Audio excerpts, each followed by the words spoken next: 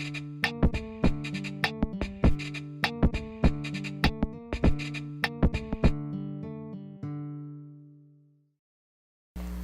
friends, it's Tyler, and if you like what we're doing, you want to follow along, subscribe to the channel, like and comment on the videos, and follow us on Twitter at 168.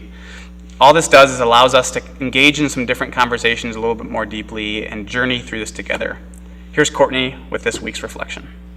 When I was growing up, one of the most important things that my parents taught me was that you keep every commitment that you make. And this is really interesting considering the fact that the first commitment I ever really made, or remember making, happened when I was 2 years old, and I begged my parents to give me a violin. My parents were crazy enough to actually gift me with a violin and to enroll me in violin lessons. And I knew from a very early age that it was extremely important to them that I keep my commitments. So I stuck with my violin lessons. I practiced every day. My violin instructor actually told me that I should only practice on the days that I ate, which was every single day.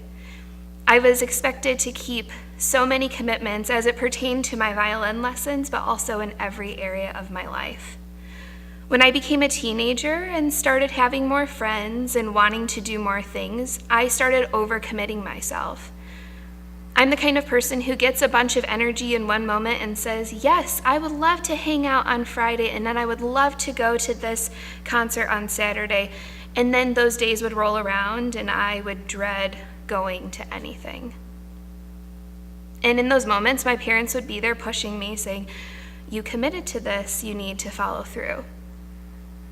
I realize now, as I'm 28 years old, something that I didn't realize then, and that keeping our commitments is part of holiness.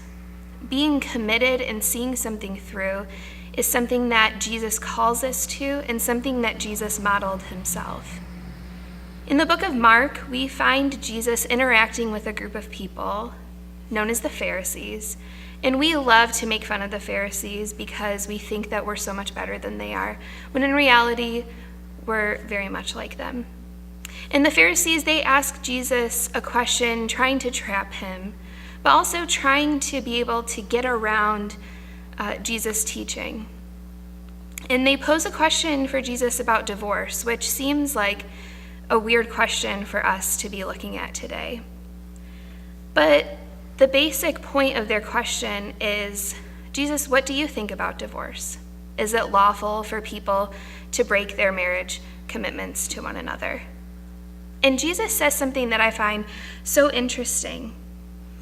Jesus tells the Pharisees that the law of Moses, these teachings that they're asking about divorce, but other teachings they ask about as well, these laws were put in place because the people's hearts were hard.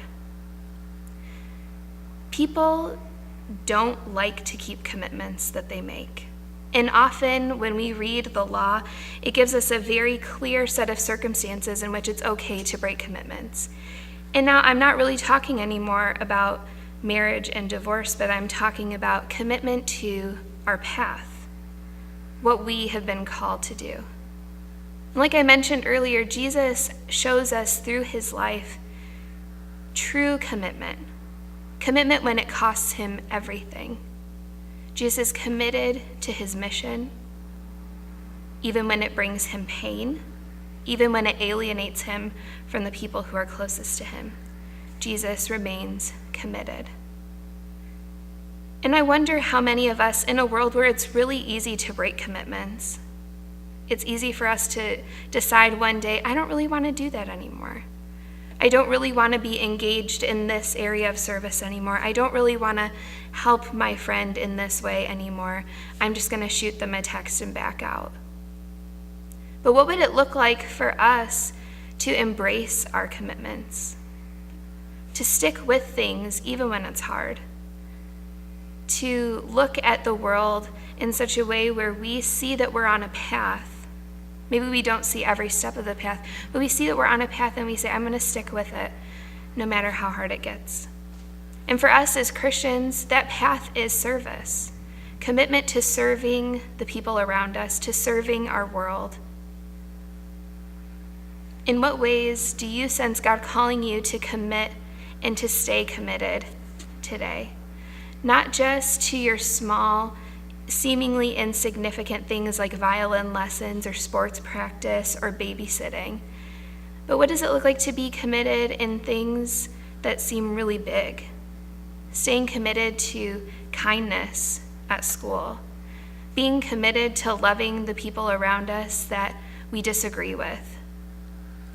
May God give you the strength and the courage to stay committed to whatever He has called you to do. And may you be blessed and have peace today.